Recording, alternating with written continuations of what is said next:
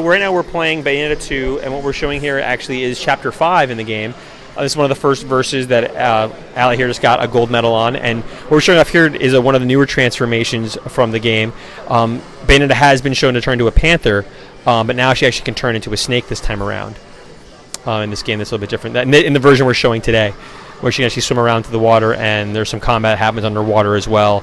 Different take on what people have already been experiencing.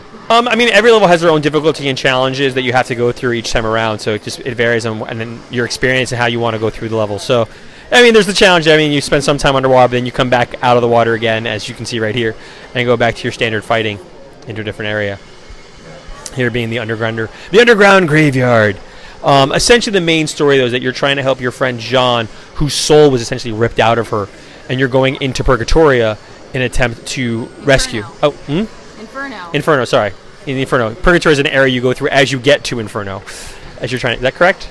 It's the like when she can see the angels and demons, but the humans can't see them. That's Purgatoria. Okay. That was an area that we showed recently before. Now, the overall goal is she's trying to get to Inferno to save Jean.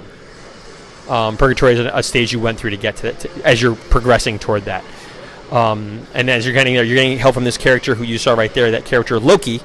Loki is a character you meet at toward the very beginning, and you get basically working with Loki to help you get to Inferno. Okay, so he's your sidekick. What's your sidekick? Someone you've met through the game so far. Mysterious boy is a better way to look at him. We'll call him your sidekick. Oh, okay. So, yeah. No official name. Someone who kind of joins along with you on your quest to help you as well. And as you know, Bayonetta, the game overall has a very highly stylized form of combat. As you were saying before, you're having these over-the-top moves, and it's very important and how well you use those moves, because essentially, when you complete each verse, so every chapter is broken up into multiple verses, you're trying to earn medals as you go through each of those verses. And how well you do using your combo attacks, how little damage you take will all affect what kind of medal you can get. You can get the worst medal you can get is a stone, then bronze, silver, gold, platinum, and pure platinum. Pure platinum is a big challenge because you have to take no damage at all. It's just another way to keep people coming back to replay the game more and more. So it's more of a challenge. What you can see right here, though, what's really quick that's going on here is that she's trying to fight this thing. Now, whenever she dodges, well, she's actually doing a lot of crazy damage. A key component of the game is using what's called witch time. So when you dodge, the screen kind of turns that glowing purple. When you time your dodge to just the right moment, when you're just about to get hit, if you dodge, it slows the game down from it into what's called witch time, giving you that opportunity to exploit, take advantage of the enemy, and actually use a bunch of your really cool combination moves to exploit a lot of damage against the enemy.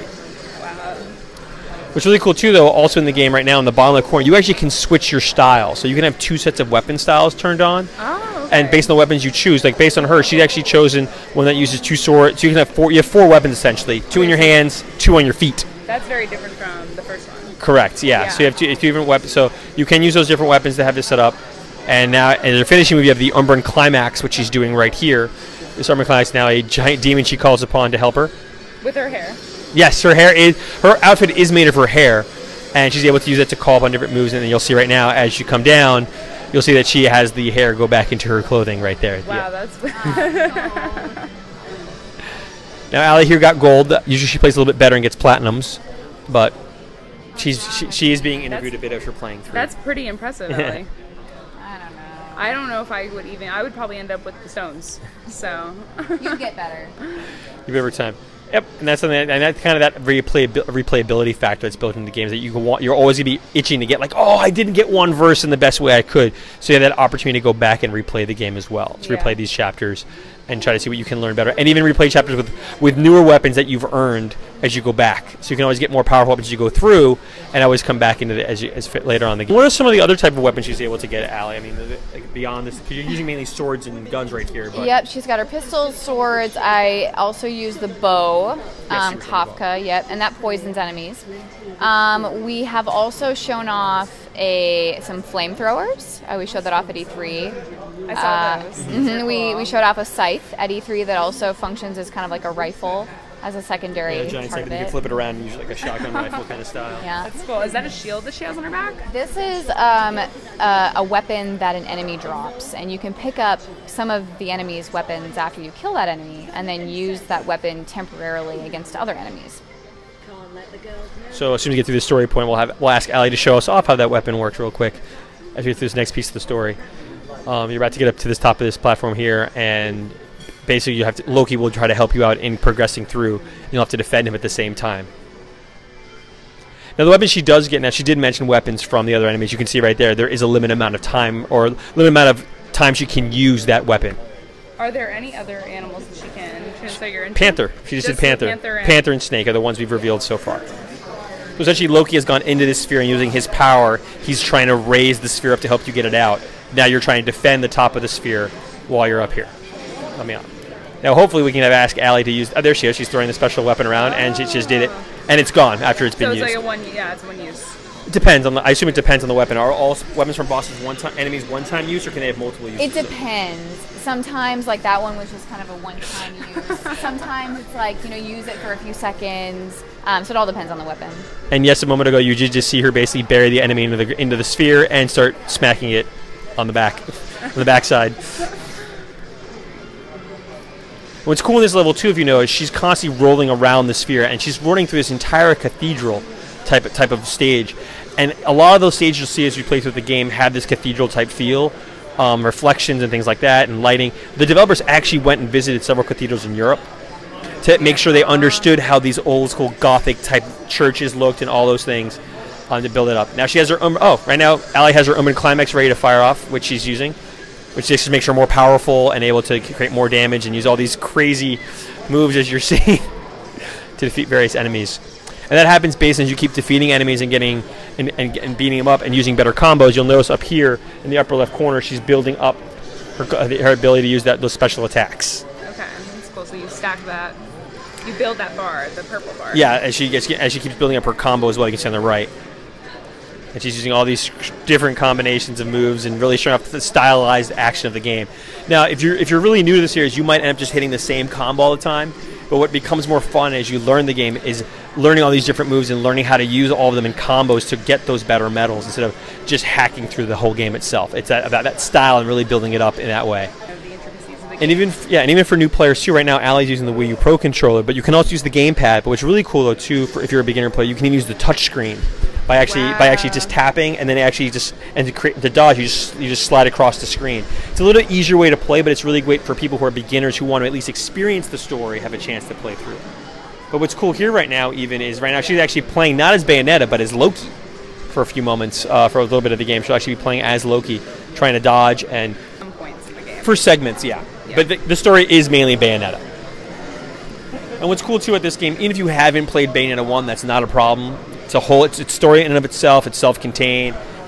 It's the same character, obviously, the heroine of Bayonetta returning. But if you haven't played the first one, it's fine. But what's cool though, if you do buy the game when we're releasing it, when you buy the game at retail, you'll actually get both games at the same time. Bayonetta 2 and Bayonetta 1 will be on disc, 2 separate discs in the same package. I actually didn't hear that, so that's really cool and really surprising to me. And it's essentially they took the previous game of Bayonetta 1 and brought it into this one. What they've done with Bayonetta 1 too, they did rematch it a little bit, but they also added a couple new Nintendo twists. You actually can play with some certain costumes that look like that are Nintendo based. Oh, that's so cool! So you can play as a Princess Peach costume you can put on. And what's cool when you're calling, you know how you can see those demon fists, those fists popping out or the feet popping out. Instead of it being from a demon, it'll be Bowser's foot, Bowser's hands popping when using Princess Peach. Also, instead of grabbing halos, you'll grab coins. So nice little touches. Essentially the same game, but just little touches. You can have also Samus's armor. Oh, that's cool. So that's going to be really cool. This is so it's going to be a playground for Nintendo fans. Yeah, Bayonetta 1 will have some little playground things so people who want to go back to it can experience it. Bayonetta 2 is an amazing game. That's where the new stuff is. That's where the developers spent a lot of time really building it up as well. So that's where the main is. But if you want to play that first story, you've got access to Bayonetta 1 as well. She is really good at dodging these hits, I have to say. And that's really important. Dodging is a critical factor. That's how you get that witch time moment, which is important to building up your combo meter and also surviving. Just survivability as well. She's diving these like a pro. She's practiced. I say Allie's been pretty good at this game. Oh, I spoke too soon. And Allie, when you're seeing those little red things pop up along them, what does that exactly mean to the player? The little red things? Yeah, the red targeting right there. Those are basically just targets. You can also lock onto specific enemies. I don't do that. My style is more just Dodge. wherever and I kill. happen to be is where I want to be. But you can lock on enemies as well. And that's the good thing too. It's everyone has their own play style to the game, so you're not bound by one version or the other. You can really just change it up as you want to and how you want to play. Even with the weapon choices you make as well, because certain weapons they move slower, certain weapons are a lot faster as you go through and through. It seems like a very rewarding gaming experience. Yes. Like it's never short of accomplishments. You know? No, and then as you said, you'll always be learning these halos to learn to access new weapons, new combos for those. So you're always trying to earn a new thing. That was so terrible. she was doing really well until someone said she's doing really great, and then she started kind of choking it up. She got you praising me. And I was,